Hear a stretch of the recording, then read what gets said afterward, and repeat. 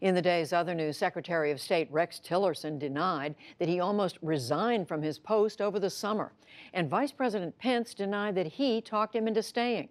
NBC News reported earlier today that Tillerson was close to quitting after President Trump's politicized speech to the Boy Scouts, where Tillerson once served as a national leader.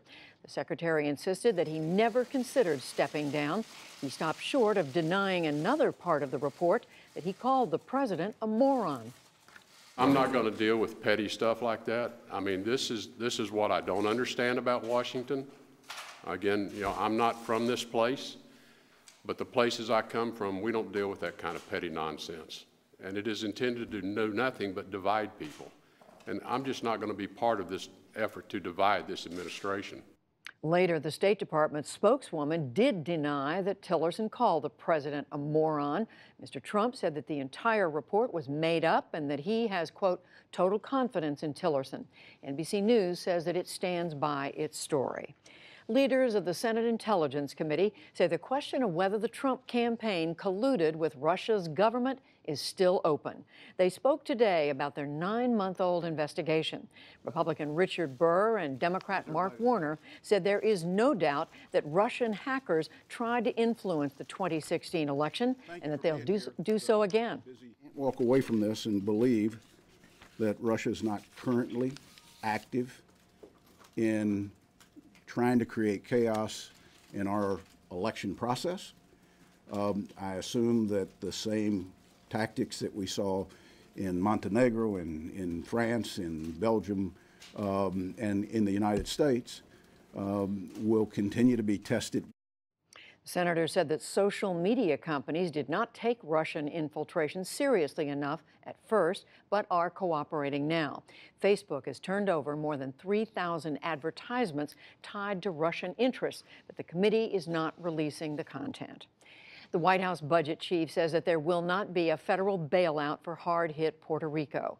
President Trump suggested yesterday that the island's huge debt will have to be wiped out.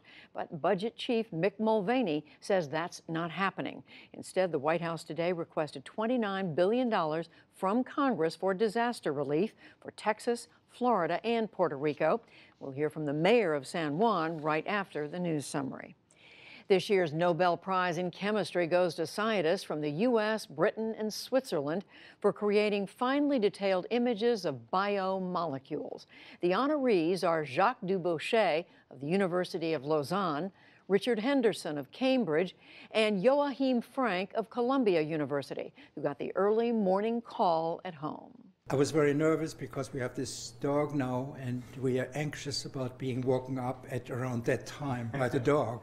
So there was a competition between the Nobel Committee and the dog. And all I kept saying, this is wonderful news. I repeated myself, and, I wasn't very sophisticated in my response. Starting in the 1970s, the researchers made breakthroughs in freezing organic molecules so that they could be studied by electron microscopes. The technique is being used now to develop drugs against the Zika virus. Online retail giant Amazon has been ordered to pay nearly $295 million in back taxes to Luxembourg. The European Union ruled today that the tiny nation gave Amazon illegal tax benefits over an 8-year period. It said the effect was to shield almost 3/4 of Amazon's profits from taxes. It's the latest move in the EU's crackdown to close tax loopholes. And on Wall Street, the Dow Jones Industrial Average gained about 20 points to close at 22,661. The Nasdaq rose 3, and the S&P 500 also added 3.